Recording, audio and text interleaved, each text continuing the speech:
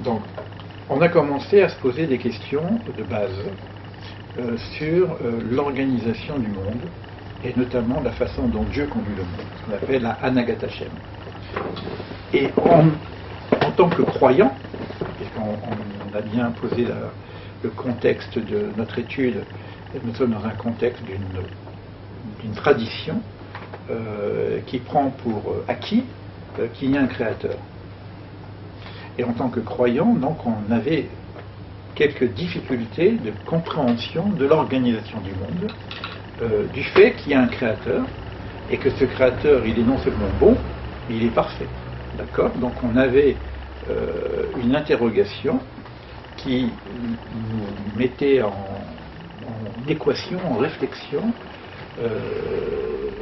des grands principes de la croyance du judaïsme, qu'on appelle les 13 articles de foi, et le décalage qu'il y a entre ce que nous avons comme article de foi et donc la réalité. La providence divine, c'est-à-dire qu'il y a une organisation divine et il y a une providence divine. Et ça, on ne voit pas. Que ce qu'on appelait la Hashgacha. La Hashgacha, c'est comme si c'est visible que c'est le bon Dieu qui fait ça comme ça. La Hashgacha. Et dans la Hashgacha, on a appris des choses aussi importantes. Par la suite, qu'on a appris la Hashgacha pratit et la Hashgacha klalit. C'est-à-dire qu'il y a une forme d'influx divin, d'une présence divine qui me conduit dans les réactivités que je peux avoir en tant que personne individuelle, on appelle ça Hashgacha pratit, et il y a quelque chose qui nous dépasse, qui nous conduit, qui nous amène, qu'on appelle la Hashgacha klalit. C'était très important comme passage aussi, de voir qu'on peut aussi être amené à vivre des choses qui nous dépassent complètement et qui n'ont rien à voir avec notre karma, entre guillemets, pour prendre un terme qui est connu.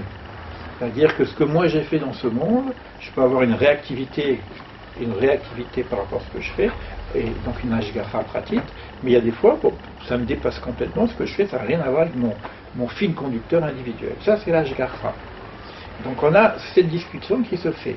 Donc le Ramchal dit, je crois, mais je ne comprends pas ou je ne vois pas. Alors, toute la problématique qu'on se pose ici, c'est comment Dieu organise son monde. C'est le problème du bien et du mal, c'est le problème de la justice divine, c'est le problème de la récompense, c'est le problème du sens de la vie, quelque part. On est dans ces grandes questions du sens de la vie, par rapport au projet divin. Pour comprendre le bien et le mal, pour comprendre la Hashgacha, la conduite divine, pour comprendre la providence divine, pour comprendre le Messie, pour comprendre la résurrection des morts, il faut savoir d'abord quel est le projet. Donc on a travaillé ensemble sur le projet. C'est-à-dire qu'à partir du moment où il y a un créateur, il y a un projet. D'accord ? Et donc on s'est posé la question, du point de vue du Ramchal, quel est le projet ? On a bien vu que dans le système de la création, le projet c'est l'homme, mais pourquoi Dieu crée des créatures ? Je prends que des titres pour l'instant, parce qu'on ne va pas refaire tout le livre, mais pour comprendre en même temps le projet, dans cette question du projet aussi, ça va nous amener aux questions de l'existence de l'homme et de la mission, de la tâche qui lui incombe. Donc, je suis ici dans ce monde, il y a un projet divin, donc il attend quelque chose de moi, aussi. Alors, on avait compris que le projet divin, c'est l'émanateur, c'est de donner quelque chose à la créature.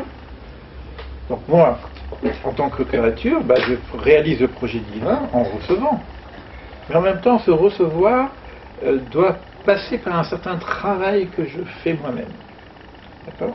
Donc on est dans un monde dans lequel je dois recevoir quelque chose, mais pour le recevoir, je dois participer à la construction, à la réalisation de ce que je dois recevoir.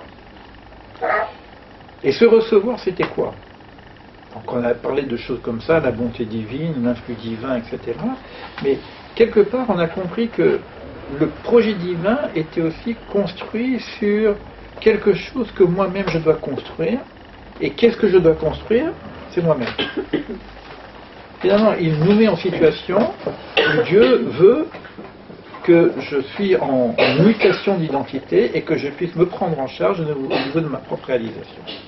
Ça, c'est tout ce qu'on avait vu au départ. On est rentré un petit peu dans les détails, au niveau de la finalité de la création, de la finalité de ce bien, et on a commencé à parler de la relation qu'il y a entre l'homme et Dieu.